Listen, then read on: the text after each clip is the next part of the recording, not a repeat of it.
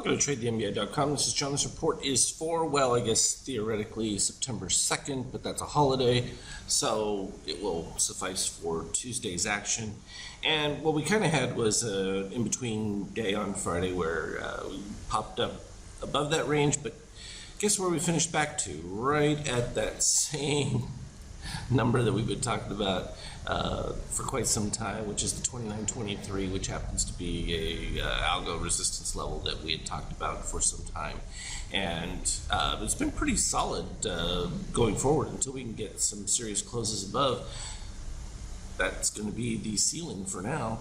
And at this particular point, it's interesting because we have everything you need for the buy configuration. I mean, it started here in this relationship here where you have within a broader short configuration with cyan above red.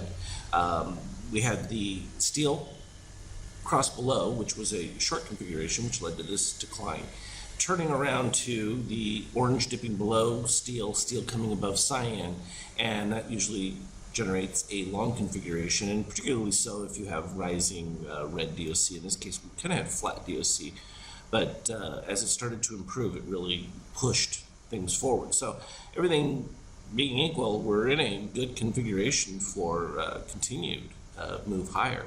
So we'll see if it's able to play out. What I always like to look for, and it's a new function that I've been working on that's near complete, which is going to really augment the 50K and other programs for the strategies. When you see this narrowing of red to cyan, it's a bullish configuration. Likewise, the expansion between the two, the opposite direction, is more of a short direction, which is what you typically see when we look at our DOC spreads, like from back over here. When you have that separation between the two, as they grow wider, your short becomes more significant, and then as they narrow again, you pull back into it. And then once you get into the neutral zones where you're in a phase of higher or lower, then the steel orange relationship becomes rather pertinent, and that's exactly what we've seen right here. And likewise, from a NASDAQ standpoint, it's a little bit stronger. You can see because you already have the green crossover that you don't have on the S&P, so that potentially is going to give a little bit more oomph there. It did finish a little lower than the S&P did, relatively speaking, but right above that 50%. And no dips below the red line and no positive extremes, so the potential for it to continue to move is there. Problematic though, this is what we talked about, the euro, and more rumblings that, you know, now that you have a confirmed situation that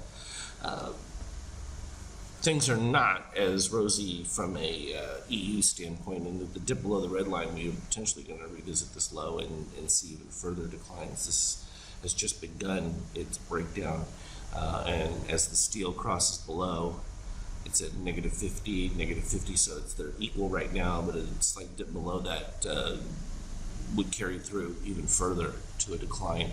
And this is something I told was going to be problematic. It's also difficult for the S&P because that exchange rate really has been a bonus for the S&P because of exchange and the amount of business done overseas. And so with the question then becomes the Fed and whether or not they're going to ease further, that will help push the dollar lower, because right now the dollar is the currency from around the world, and those who don't believe in the currencies are going to be in one of two other things. Oil, which is difficult because with the unlimited supply capabilities of U.S. Shale production and that, and the fact that the U.S. has pretty much overtaken the world as an oil producer, becomes less reliable because they can kind of turn that spigot on and off. So what does that leave? Gold. And that's where the money has drifted to as a safe haven, especially with the amount of debt and things like that that still exist. You know, with the U.S. rates higher than they really need to be, they've been paying an astronomical amount in interest, which is what the whole discussion about yield curve inversion and that has been all about, because the market is saying, hey, rates should be lower than they are, and the Fed is behind the game on this. And so that's really what's driven gold, because people, who have money recognize the disconnect between the two, and central governments who didn't want to buy U.S. treasuries, particularly China, and that have been moving into precious metals because of their intrinsic value. So if we turn to a 5K, we can look at the day. It started off pretty strong. We ended up with a really good move, cyan below red, and that held on until we got to the peaks right here. Then the DOC spread came out. It's so important because if you go back and look, when we go into a run, we used to talk about, well, and still do, magenta over the 15 and how difficult that is from a short standpoint. But we can really begin to narrow those ranges down. I've created new functions for this. I'm not ready to release them yet to members, but I will shortly, where we'll describe a DOC in 4 categories, because the primary categories we're looking for are ones where you have the steel coming from above, crossing below, much like this one over here at the beginning here, where you have orange moves above green, green moves below the red, the steel moves below cyan, and then cyan moves above the red, all within 5 to 6 bar movement. And when that happens, you have the strongest setup for the decline, except for the turnaround of your steel crossing back above. And in that particular case, usually I look for a continuation down of magenta on the shakeout. Really is a good barometer of when that crossover is not going to have the same effect. So take that all the way up to this peak one here, and we don't have that. What we do have, though, is a version of it where the steel has moved above cyan and then crossed below within that 5 range period, and you have exactly the same thing happening. So it's a variation of it. It's still the same thing. Now, there are times when you're in a very bull run and this doesn't happen. You'll get a DOC spread, but it's just a cyan over red without the orange or without steel having made its move. And those are usually the ones where it just kind of goes flat for a few bars and then just breaks back up into a new high. So in this particular case, once that crossed over and you ended up with the steel, you still had falling magenta. And that led to the very tiny pop, which then failed very quickly right at the separation between these two. And again, here's that other configuration where when you do have green above, but then orange moves above steel, steel moves below cyan, and then green dipping below the red, that creates a whole nother short setup that then you can begin to follow the decaying magenta shakeout. So that's going to alter some of these configurations where even the pivots will pop in at that point. It usually becomes more poignant when we get to this situation where you have the crossover with orange dipping below -13 and steel above the 13 on the positive side. And that usually begins your carry through move. And so in this particular case, once orange comes in, it's just a matter of looking for those positive signs, and once they appear, then you have a pretty good edge at it. And then this is where we talked about the 13.5 from a DOC red and having that be more consistent for follow-throughs. Well, doing some adjustments with that, I'm not a huge fan of it, but on the 50K, it really comes out to more closely about -15.5 to -16 is really where it works primarily with the 50K in particular. But I've actually put that into the new program. I'll show you that in a second, because I also left it as a variable input for those that wanted to play around with it in other time frames. So once we came in with that nice dip, the orange came in, of course, still with dropping lows. That would not be a buy until you finally ended up with a plateau at the 0 level, which is where the blue pops in when we finally had a flattened 0 line. And sure enough, that took off for a while. And then once we have that configuration, you can see even though cyan took over from the green, you didn't have the orange cross above until, well, that took place. The orange crossed above and steel dipped right there, except for green was back above red. So you have to find that configuration where it's just the opposite, which is right here. And that's where green is below the red, and you still ended up with that orange crossover and then the steel coming across, and then that led to the next series of declines. So we get a bit more powerful, and when I put those into literal functions, it's going to alter even better. When these shorter buys turn off so that it'll be a little bit cleaner, and it makes it easier to manage it. But let's take a look at the 50K and the Power Mode 2 Opus adjustments. Okay, so here's the 50K chart. This one happens to have that series of dots that I'm talking about. Now, this is just a representation of rising magenta and then the red show falling checkout magenta when it comes to those transitions. And the next feature that's being added to the Opus is going to be shorts within that. So if we go to the format strategy standpoint and we click format for the Opus, what we have here is our traditional setups, but see, I created this DOC red val, which at negative 15.5 produces the optimal configuration.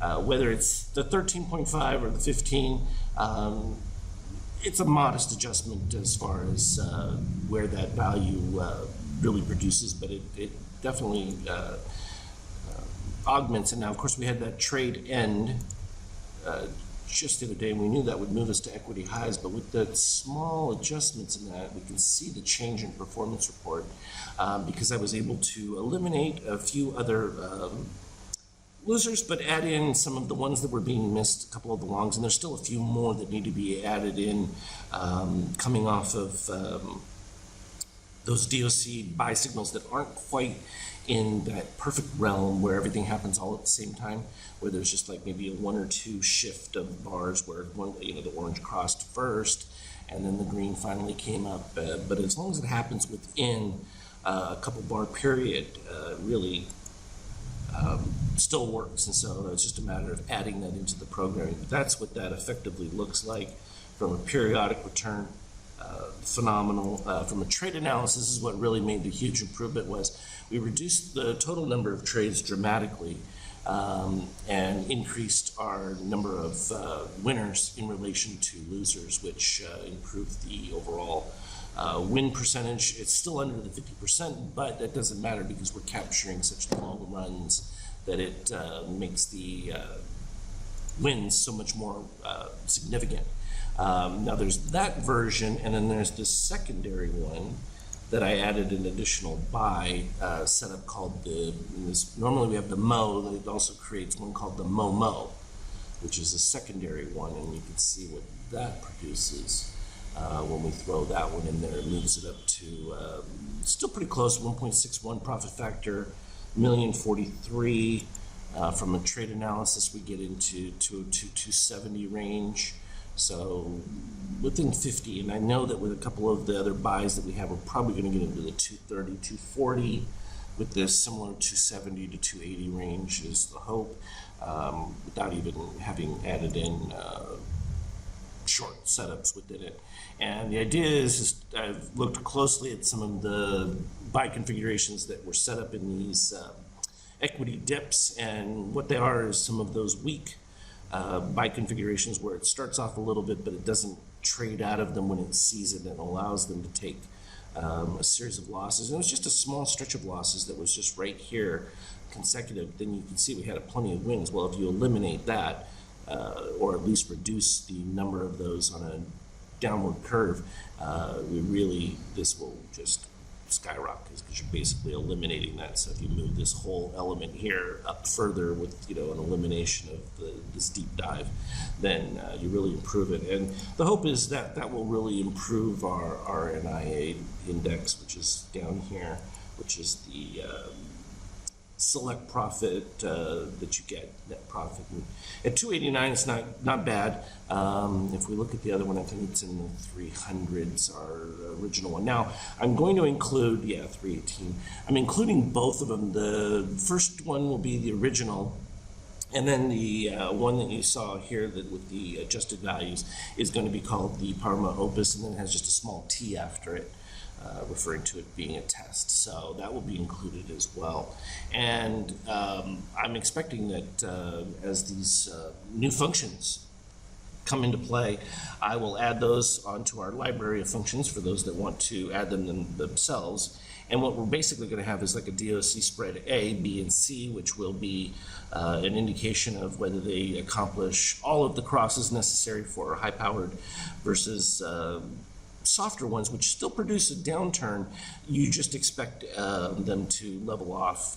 And so, fine, maybe it's only 10 or 12 points as opposed to 50 or 60 points, but at least it tells you when to make that flip. So I think that's huge improvement. Going to be sending out the indicators, well, right about now, so that will be for the first here. And you'll be all set for futures, which will be open for Hong Kong and Europe, and then closed for the regular US session. So we'll still get some activity.